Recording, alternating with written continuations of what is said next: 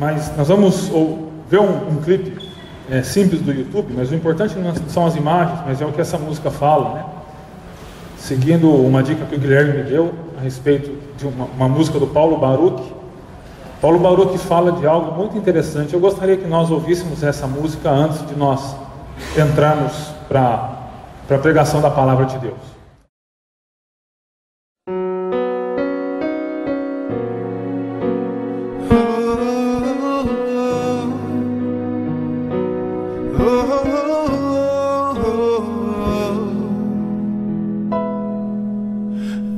Que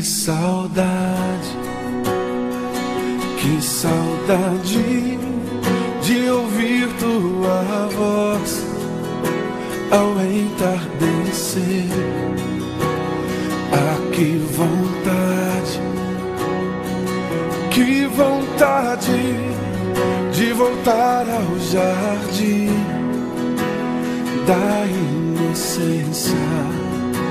Se eu pudesse, voltaria atrás e não faria novamente o que fiz. Troquei minha comunhão pela escuridão da noite, em trevas tornei os meus dias. Ah, que saudade de ouvir tua voz ao entardecer. Ah, que vontade de voltar ao jardim da inocência. Se eu pudesse, voltaria atrás e não faria novamente o que fiz. Troquei minha comunhão pela escuridão da noite, em trevas tornei os meus dias.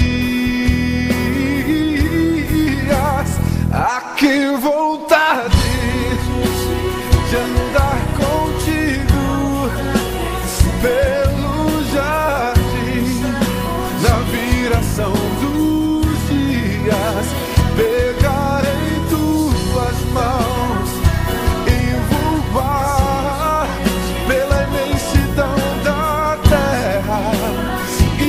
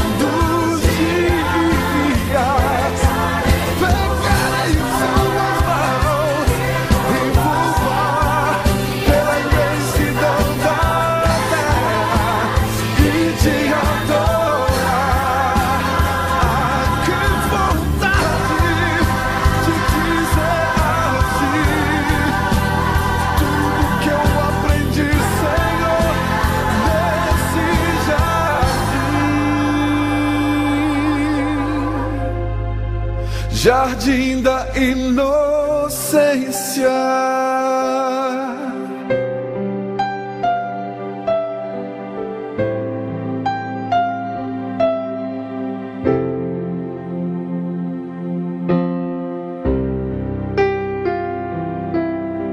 Bom, eu gostei muito dessa música, porque às vezes a minha alma suspira de maneira tão profunda, e eu sei que esse suspirar da minha alma é porque eu desejo um outro lugar, e eu imagino que você também deseje um outro lugar, porque eu acredito que todo ser humano carrega dentro de si a sensação de que as coisas não eram para ser do jeito que são. As nossas casas não eram para ser invadidas, crianças não eram para morrer de fome, pessoas não eram para matar outras pessoas, não era para ser do jeito que é. E o nosso coração, às vezes, pelo menos o meu, e eu tenho certeza que o seu também, suspira por um lugar que eu nunca vi, mas eu sei que existe, porque todo mundo sabe que existe um lugar diferente, e nós temos saudade desse lugar. E sabe por que temos saudade? Porque ao contrário desse lugar, nós vivemos em um mundo muito diferente, em um mundo que caiu, em um mundo que está completamente corrompido, e é sobre isso que nós vamos falar essa noite. Muito você abre sua Bíblia comigo em Romanos, capítulo 1, a partir do verso 18. Romanos, capítulo 1, a partir do verso 18. Hoje à noite eu vou pintar um quadro, e o meu desejo é gerar desespero no teu coração. Desespero no teu coração. Mas depois terminar apresentando a maior de todas as notícias que há em toda a criação, que é o Evangelho de Jesus. Tá certo? Então nós vamos ler, mas antes de ler nós vamos orar, e orar pelas crianças. Tá bom? Você tem uma criança perto de você? Acho que todas já foram. Não, tem ali ainda. Então vamos orar pela palavra, orar pelas crianças também, e a gente lê. Pai, eu quero te agradecer por essa noite. Eu peço a tua bênção sobre a tua palavra, para que os nossos corações entendam o verdadeiro peso do pecado na raça humana, mas também entendam e experimentem o verdadeiro peso do Evangelho de Jesus Cristo, que pode salvar o ser humano. Te agradecemos por essa verdade, e te agradecemos porque, apesar de sentirmos saudade do jardim, Deus, nós sabemos que um dia retornaremos para esse jardim, não porque somos bons, não porque temos méritos, mas porque um dia, simplesmente, o Senhor nos amou e nos salvou. Eu te agradeço por isso. Peço que essa mensagem também agora seja passada ao coração das crianças, que as crianças vivam, Deus, agora como crianças, como adolescentes, jovens e adultos e idosos, que elas vivam, Deus, com a certeza de que elas pertencem ao Senhor, de que elas são amadas pelo Senhor, de que elas foram salvas pelo Senhor naquela cruz também. Pedimos a unção do Senhor aqui e também lá para aqueles que vão ensinar e falar do Evangelho do Senhor para as crianças. Nós oramos em nome de Jesus. Amém e amém. Bom, eu vou ler e peço que você acompanhe a leitura. Tá bom? Diz assim, Romanos 1, a partir do verso 18. O problema é que nós não estamos no jardim, nós estamos vivendo no mundo que Paulo vai descrever agora. Diz assim: portanto, a ira de Deus é revelada dos céus contra toda impiedade e injustiça dos homens que suprimem a verdade pela injustiça. Pois o que de Deus se pode conhecer é manifesto entre eles, porque Deus lhes manifestou. Pois desde a criação do mundo, os atributos invisíveis de Deus, seu eterno poder e sua natureza divina, têm sido vistos claramente, sendo compreendidos por meio das coisas criadas, de forma que tais homens são indesculpáveis. Porque tendo conhecido a Deus, não o glorificaram como Deus, nem lhe renderam graças, mas os seus pensamentos tornaram-se fúteis, e o coração insensato deles obscureceu-se. Dizendo-se sábios, tornaram-se loucos, e trocaram a glória do Deus imortal por imagens feitas segundo a semelhança do homem mortal, bem como de pássaros, quadrúpedes e répteis. Por isso Deus os entregou, presta atenção nessa expressão, Deus os entregou, à impureza sexual, segundo os desejos pecaminosos do seu coração, para a degradação do seu corpo entre si. Trocaram a verdade de Deus pela mentira, e adoraram e serviram as coisas de seres criados em lugar do Criador, que é bendito para sempre. Amém. Por causa disso, Deus os entregou a paixões vergonhosas. Até suas mulheres trocaram suas relações sexuais naturais por outras contrárias à natureza. Da mesma forma, os homens também abandonaram as relações naturais com as mulheres e se inflamaram de paixões uns pelos outros. Começaram a cometer atos indecentes, homens com homens, e receberam em si mesmo o castigo merecido pela sua perversão. Além do mais, visto que desprezaram o conhecimento de Deus, Ele os entregou a uma disposição mental reprovável, para praticarem o que não deviam. Tornaram-se cheios de toda a sorte de injustiça, maldade, ganância e depravação. Estão cheios de inveja, homicídios, rivalidades, enganos e malícia. São bisbilhoteiros, caluniadores, inimigos de Deus, insolentes, arrogantes e presunçosos. Inventam mentiras, inventam maneiras de praticar o mal, desobedecem a seus pais, são insensatos, desleais, sem amor pela família, implacáveis. Embora conheçam o justo decreto de Deus, de que as pessoas que praticam tais coisas merecem a morte, não somente continuam a praticá-las, mas também aprovam aqueles que as praticam. Paulo pinta o quadro da nossa raça. Paulo pinta o quadro do nosso mundo. E é interessante que não só os cristãos, aqueles que têm acesso à palavra de Deus, esse texto de Romanos, percebem isso, mas também pessoas que estão fora da igreja percebem isso. Uma pesquisa da IPTV, feita essa semana na nossa região, fez a seguinte pergunta: por que o mundo parece mais violento hoje? As respostas: 10% entende que eles acham que falta segurança, 34% entende que o motivo são problemas sociais, e 56% apontam a perda de valores para o aumento da violência no nosso meio. Aí quando eu paro para pensar nesses 56% que dizem que o aumento da violência na nossa cidade, porque isso foi feito aqui, essa semana, é motivado pela perda de valores, será que também eles já não estão notando que a nossa raça, que as pessoas estão vivendo de um jeito que elas não deveriam viver? Será que não tem algo muito errado com a nossa raça e de que de fato nós não somos tão bons quanto nós achamos que somos? E é por causa disso que esse mês nós vamos tratar do que nós chamamos dos 5 pontos do calvinismo, que na verdade tem um outro nome, que é o nome que nós estamos usando aqui, que é doutrinas da graça. E eu vou explicar por que tem esse nome de doutrinas da graça. E vocês veem uma tulipa do lado, porque no inglês, os 5 pontos do calvinismo é formado por um acróstico de tulip, que é tulip em inglês. E para também a gente tratar desse tema que é tão pesado, e vocês vão perceber isso, pelo menos com uma imagem um pouco mais bonita de se ver. Mas da onde surgem então esses 5 pontos do calvinismo?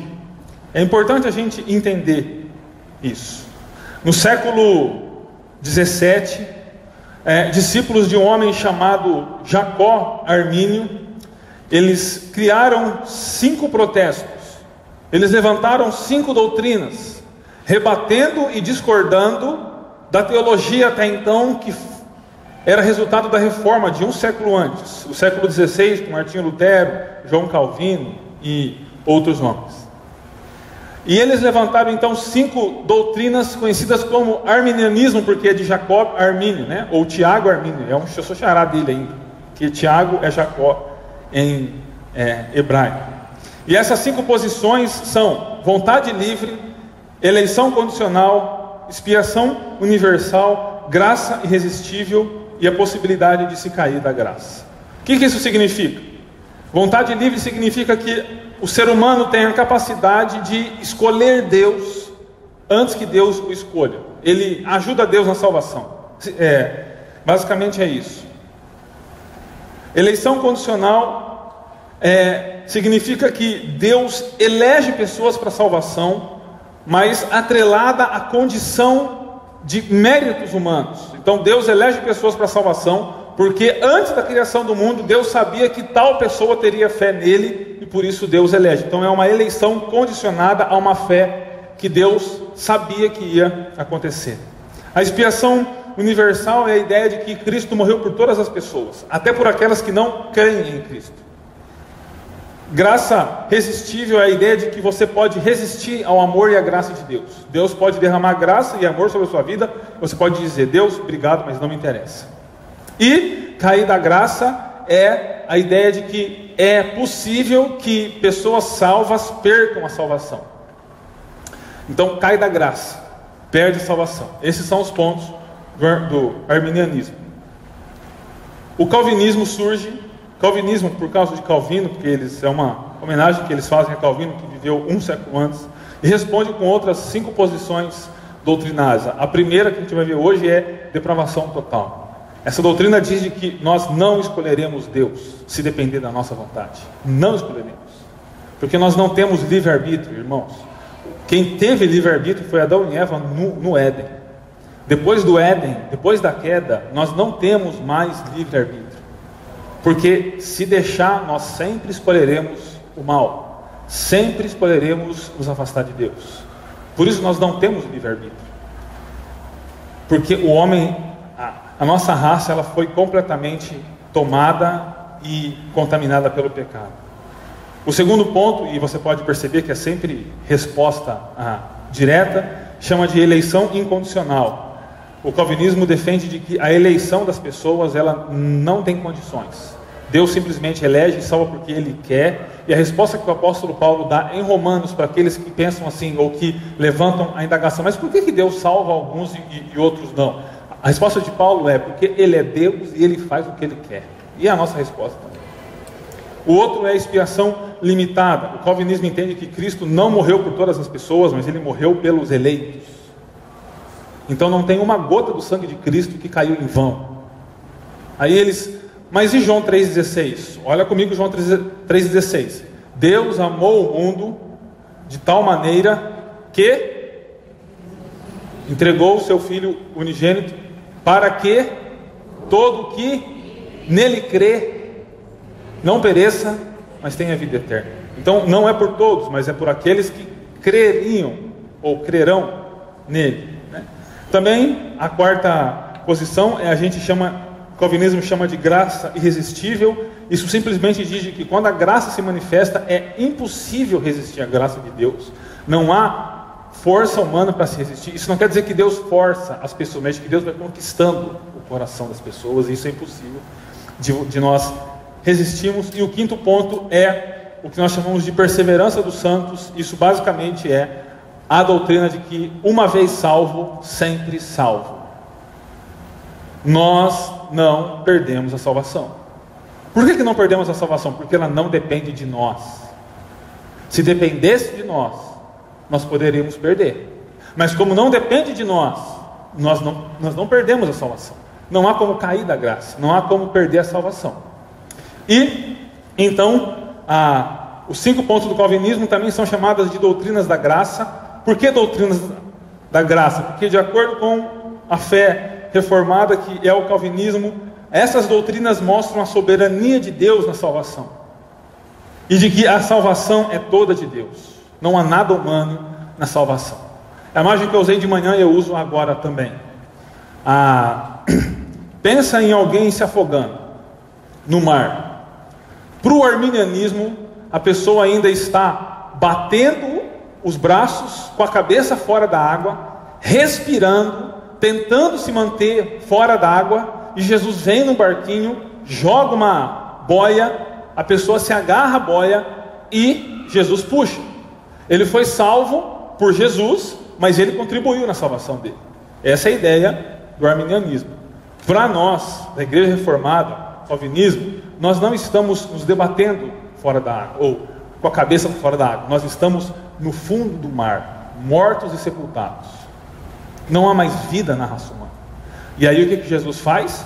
Ele entra, vai até o fundo do mar, pega a gente do fundo do mar morto, traz para fora e gera vida de novo em nós.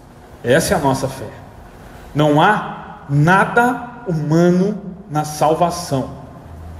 É só Deus quem salva. E eu vou provar isso para você hoje, que nós vamos falar sobre a primeira delas, que é depravação total. O que é depravação total? É uma palavra forte, depravação, mas eu gosto porque ela, de fato, ela demonstra bem a nossa condição. Mas depravação total significa que todas as pessoas são depravadas. Não existe um ser humano na face da terra que não seja, a não ser aquele que nasceu de uma virgem há 2000 anos atrás, que é o nosso Senhor. Mas fora Ele, todo mundo é depravado. Outra coisa, todas as nossas partes são depravadas. Ou seja, eu não sou bom numa coisa e mal em outra. Eu sou mal em tudo. Tudo. Todas as minhas áreas da vida humana são depravadas. E todas as partes não são um pouco depravadas, mas todas as partes da vida humana, elas são completamente depravadas. É isso que significa depravação total para nós. E onde isso começa? Isso começa em Gênesis capítulo 2, versículos 16, 17 ali, não é 27. Que Deus ordena ao homem para que coma de todas as árvores, não tem problema, mas de uma árvore ele não deveria comer, e a nossa raça vai lá e come da que não podia comer. Não tem nenhum problema com a fruta aqui, o problema é desobediência e rebelião contra Deus. E quando Adão e Eva então desobedecem a Deus e caem no paraíso, toda a raça cai com eles, porque a partir deles, toda a descendência de Adão e Eva agora é pecadora, ou seja, é totalmente depravada, está afastada de Deus, alienada de Deus, e isso começa lá no jardim do Éden. Paulo depois ele fala sobre isso em Romanos 5,12, quando ele diz: portanto, da mesma forma como o pecado entrou no mundo por um homem, esse homem é Adão, e pelo pecado a morte, assim também a morte veio a todos os homens, porque todos pecaram. Todos somos pecadores natos. E Jeremias diz algo muito interessante, comparando com a possibilidade de nós não sermos pecadores. Olha que comparação que ele faz. Será que o etíope pode mudar a sua pele? Etíope aqui é negro. Será que o negro pode mudar a sua pele? Ou o leopardo as suas pintas? Aí olha o que o profeta diz: assim vocês são incapazes de fazer o bem, vocês que estão acostumados a praticar o mal.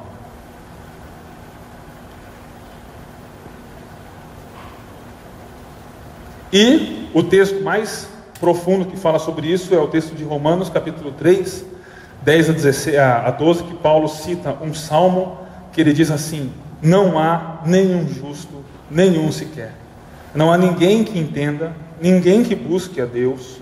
Todos se desviaram, tornaram-se juntamente inúteis. Não há ninguém que faça o bem, não há nenhum sequer. As palavras bíblicas, irmãos, elas não podem deixar dúvidas em nós de que há algum mérito humano na salvação. Olha para esse texto que Paulo cita um salmo e diz para mim que dá para sustentar diante desse texto inspirado por Deus de que nós somos bons, de que nós podemos contribuir na nossa salvação, de que nós podemos ajudar Deus na nossa salvação, ou de que nós podemos escolher Deus para sermos salvos. Não podemos. Infelizmente, não podemos. É por isso que tem um ditado chinês interessante que eu gosto, que diz: existem dois homens bons, um está morto e o outro ainda não nasceu, porque não existe homem bom, no sentido de sem o pecado. Não existe homem bom. Então, entrando para o nosso texto, Paulo fala sobre a situação da humanidade sem Deus, versos 18 a 22. Rapidamente, Paulo diz o seguinte: portanto, a ira de Deus é revelada dos céus contra toda impiedade e injustiça dos homens, que, olha o que os homens fizeram, suprimem a verdade pela injustiça. Suprimem a verdade porque é por causa disso que a ira de Deus se revela. A verdade de Deus é suprimida, ou seja, ela é detida, ela é escondida pelos homens, e por causa da impiedade, ou seja, impiedade é falta de temor e falta de reverência a Deus, e por causa também da injustiça. Perceba que os dois motivos estão ligados, porque a relação com Deus foi rompida e a relação com o próximo também foi rompida. A impiedade e a injustiça. Impiedade na nossa relação com Deus e injustiça na nossa relação com o próximo, e por isso a ira de Deus se revela dos céus. A ira de Deus se revela dos céus, está num tempo verbal, que significa para nós, não que a ira de Deus já se revelou, ou que a ira de Deus vai se revelar, mas que ela se revelou e ela continua se revelando. Então a ira de Deus continua até hoje sendo revelada dos céus, contra toda impiedade e injustiça. Aí eu lembro da minha mãe, que ela sempre fala assim, quando ela vê uma notícia ruim, e algumas coisas que acontecem hoje no nosso mundo, e certamente você deve pensar a mesma coisa que ela diz assim: nossa, hoje o que é errado está certo e o que é certo está errado. Pensamento simples, mas profundo. Ela diz: hoje o que é errado é certo e o que é certo é errado. Por quê? Porque a verdade de Deus foi suprimida pela impiedade e injustiça dos homens. Mais adiante, versos 19 e 20, Paulo escreve: pois o que de Deus se pode conhecer é manifesto entre eles, porque Deus lhes manifestou, pois desde a criação do mundo, os atributos invisíveis de Deus, o seu eterno poder e a sua natureza divina, têm sido vistos claramente e sendo compreendidos por meio das coisas criadas. Paulo diz que a raça humana tem diante de si, por causa da criação, a manifestação de Deus. Hoje nós começamos o culto da manhã lendo o Salmo 19, e o Salmo 19 começa: os céus proclamam a glória de Deus. O que Paulo está dizendo é o seguinte: a raça humana, os homens, diante da criação, de qualquer parte da criação, eles podem entender de que ali está sendo manifesta a glória de Deus, de que há um Deus Criador, de que há um Deus que governa todas as coisas, mas os homens preferem virar as costas para Deus.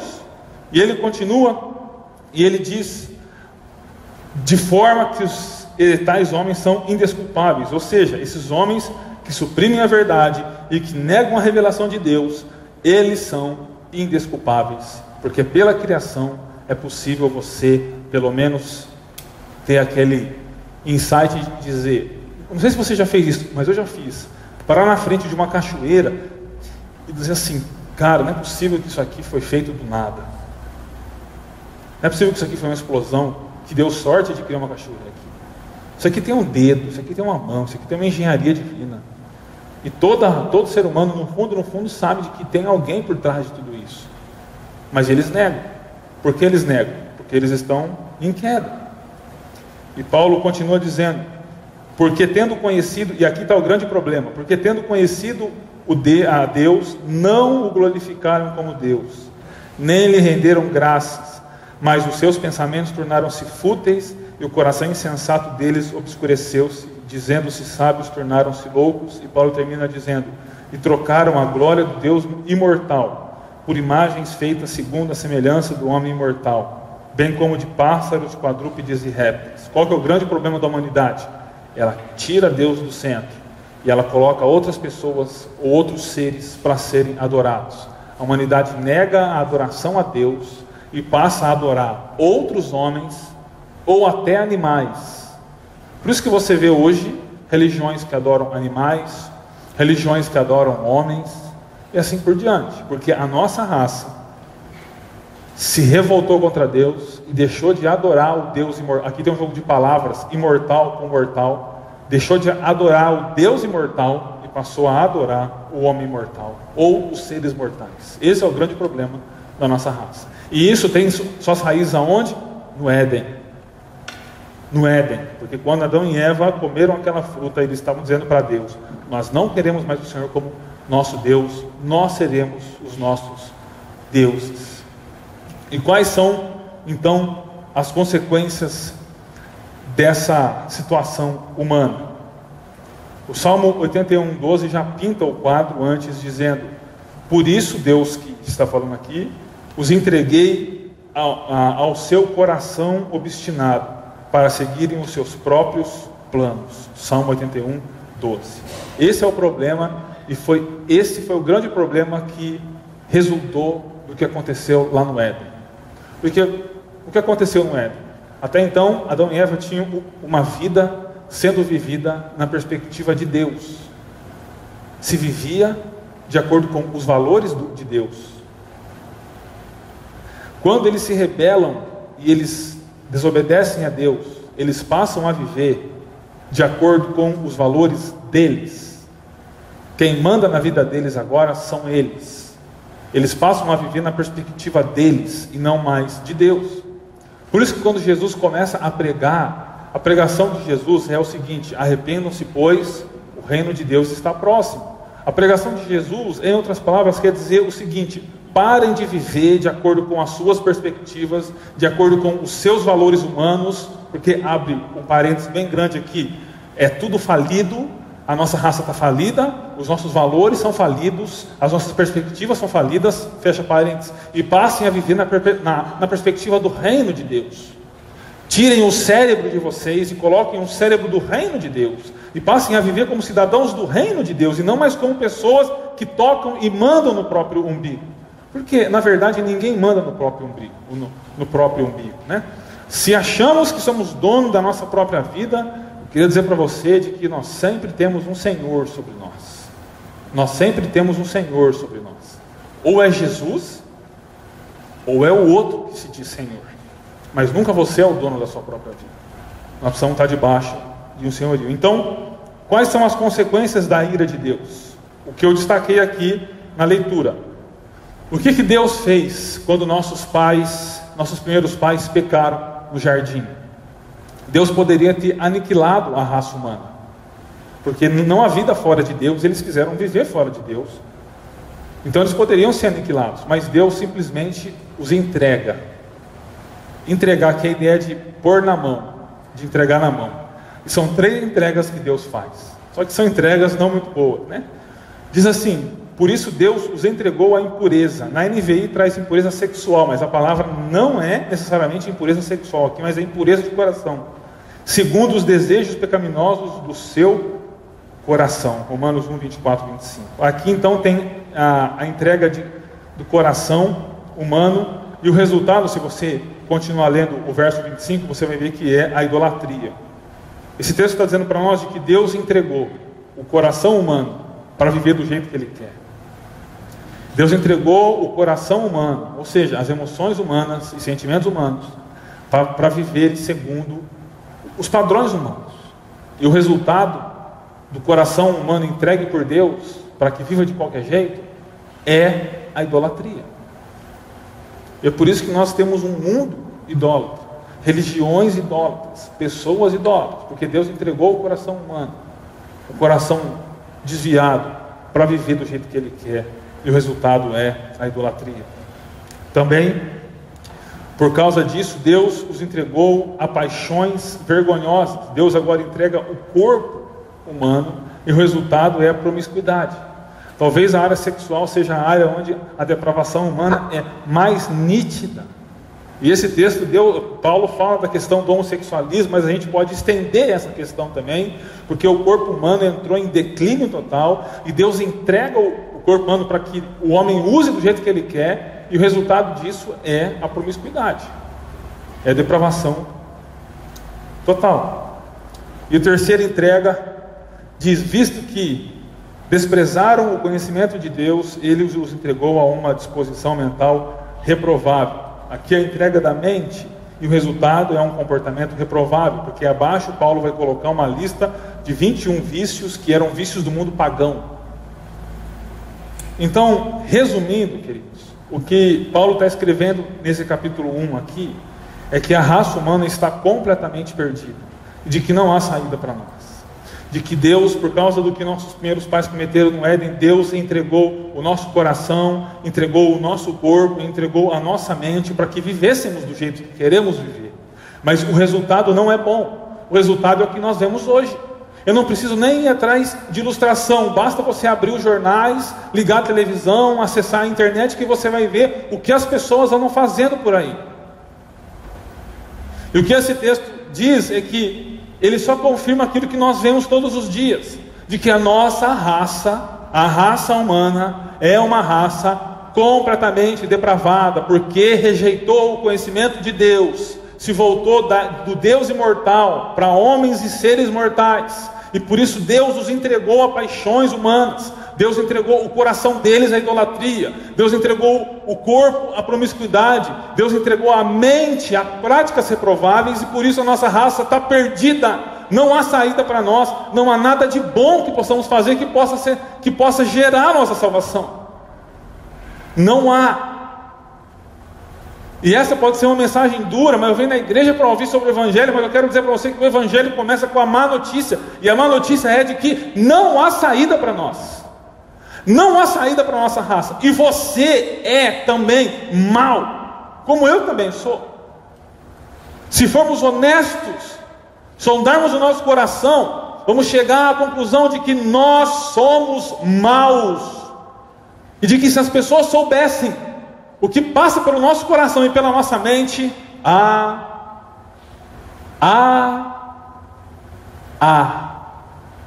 e Deus sabe, e mesmo assim não se afasta de nós.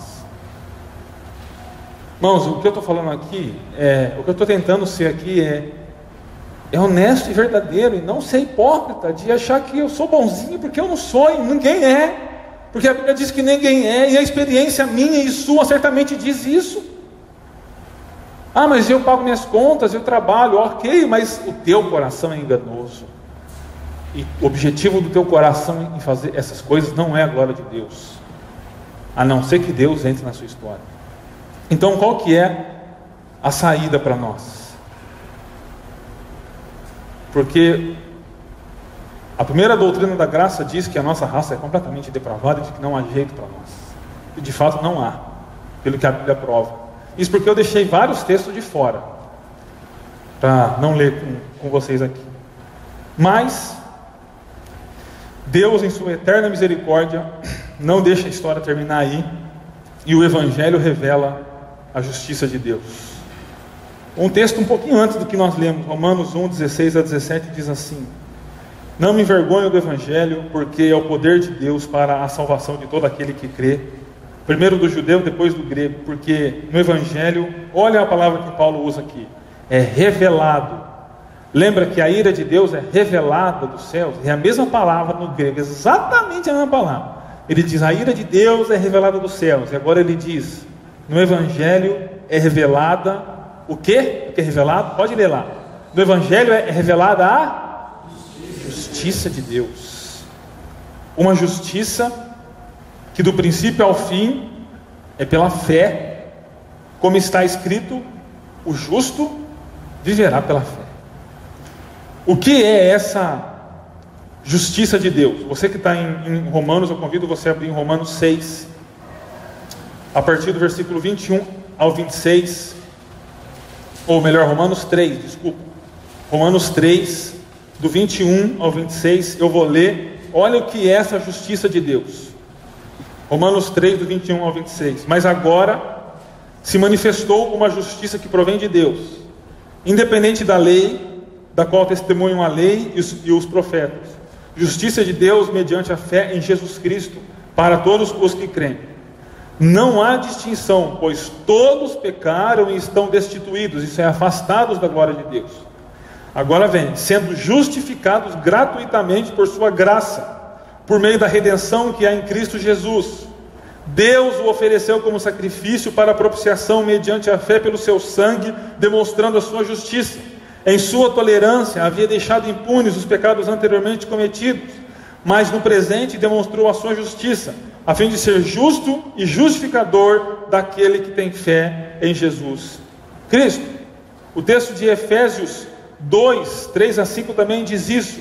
Anteriormente todos nós também vivíamos entre eles, os perdidos, satisfazendo as vontades da nossa carne, segundo os seus desejos e pensamentos. Como os outros éramos por natureza merecedores da ira de Deus. A ira que Paulo fala lá, ele fala aqui também. Olha agora, a virada do texto, e por isso nós somos salvos. Todavia, Deus, que é rico em misericórdia, pelo grande amor com que nos amou, deu-nos vida com Cristo, quando ainda, olha só, quando ainda estávamos mortos em transgressões. Nós estávamos mortos, morto não responde, e nós não podemos fazer nada para ser salvo, porque nós estávamos mortos, e Cristo morreu por nós quando nós ainda estávamos mortos. Cristo entrou na nossa história quando nós ainda estávamos mortos, e por isso, olha a expressão que Paulo usa, pela graça sois salvos. Pela graça sois salvos. Não é porque somos bonzinhos, ou mais bonitinhos, ou mais cheirosos que os outros, mas porque Deus, de uma maneira sobrenatural, eu não sei o porquê, foi gracioso para a gente e nos salvou. e nos salvou. Esse é o evangelho que também nós encontramos em Colossenses 1, 13 e 14, quando Paulo diz: pois ele Jesus de novo, nos resgatou do domínio das trevas e nos transportou para o reino de seu Filho amado, em quem temos a redenção, a saber, o perdão dos pecados. E Colossenses 2,13 que diz: quando vocês estavam mortos em pecados e na incircuncisão da sua carne, Deus os vivificou com Cristo, Ele nos perdoou todas as transgressões. Justiça de Deus não é igual à nossa justiça. A justiça humana é diferente. Quando Paulo fala sobre justiça de Deus, principalmente em Romanos e Gálatas, ele está falando sobre a doutrina da justificação pela fé. O que isso significa? Significa que nós estamos em um tribunal e nós somos réus e temos culpa no cartório. E o juiz então senta e lê uma condenação contra a gente, dizendo: você fez isso, isso, você é assim, assado, tal, e vem falando. Vai levar tempo para falar tudo que a gente fez, hein? Vai falando. E no final você não pode dizer nada, porque ele falou o que você fez e o que você é. Mas quando ele vai bater o martelo, aquele martelinho de juiz, sabe, para te condenar, chega alguém do lado dele, fala alguma coisa para ele, e quando esse juiz, o reto juiz, bate o martelo, ele bate dizendo: perdoado, ou redimido, ou salvo, ou inocente. Por quê? Porque os nossos pecados foram imputados em Jesus. Por isso que Jesus teve que morrer naquela cruz. Ele morreu porque ele carregava os meus e os seus pecados. E agora a perfeição de Jesus é jogada sobre nós. Então nós trocamos com Jesus de lugar. Por isso que nós falamos que Cristo morreu por nós. Nós trocamos de roupagem com Jesus. A nossa roupa toda cheia de pecado é colocada em Jesus. A roupa de Jesus santa, branca, é colocada em nós. E por isso nós somos salvos. Essa é a justificação pela fé. E só assim é possível salvar seres humanos, porque nós não podemos sermos salvos pelos nossos próprios méritos. Nós não conseguimos fazer nada para sermos salvos. Não conseguimos. Por isso que a nossa teologia levanta essa doutrina dizendo: depravação total. A nossa raça está definitivamente perdida. Mas Deus, sendo rico em misericórdia, salva aqueles que pertencem a Ele. Isso é salvação pela graça. E é por isso que nós amamos cada vez mais a Deus, ou pelo menos deveríamos amar, porque Deus não nos ajudou na salvação, mas Deus nos salvou completamente, porque nós não tínhamos jeito, nós não tínhamos saída. Nossa vida estava condenada ao inferno, mas Deus, em Jesus, nos salvou. Eu não sei você, mas quando eu penso nisso, gera gratidão no meu coração, porque não é um Deus que me ajudou a obter a salvação. Porque se fosse assim, Ele, beleza, Jesus é muito boa, mas eu também tinha parte nessa salvação. Mas entender que se Jesus não fizesse o que Ele fez, eu estaria completamente perdido e condenado ao inferno, me faz pensar em Jesus, desejar estar com Jesus e amar Jesus de uma maneira impressionante.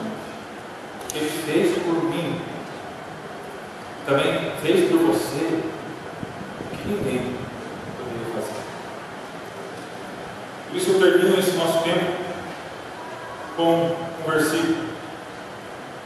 Semana que vem o negócio vai ser mais espinhoso, porque eu vou falar sobre a eleição, a destinação, e eu sei que tem gente aqui que, sabe quando o gato fala assim, pô, assim, tem gente que fica assim, mas eu vou tentar, pela palavra de Deus, pelo auxílio do Espírito, provar que nós somos de fato eleitos por Deus de uma maneira sobrenatural. Mas eu já posso deixar um anjo que eu uso esse versículo para terminar o sermão de hoje. João 6,44 diz assim: Jesus, depois de uma briga encrenca com os religiosos da época, ele diz assim: ninguém pode vir a mim se o Pai que me enviou não o atrair, e eu o ressuscitarei. Atrair pode ser traduzido também como puxar ou arrastar. Como Jesus está falando, ninguém vem a mim se o Pai não arrastar também. Ninguém vem a mim se o Pai não puxar também. E se depender de nós, Você pode ter certeza.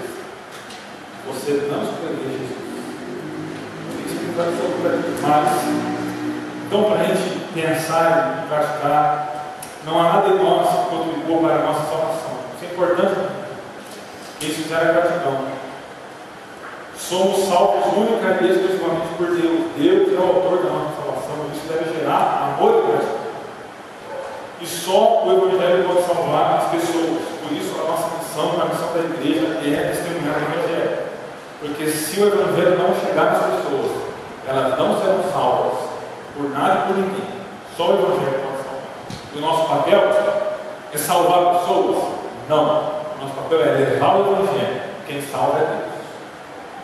Então eu queria, vamos nos preparar para a ceia, ouvindo uma música do Ministério do Louvor. Enquanto eles cantam, gostaria que você respondesse a Deus o que foi falado nessa noite em oração.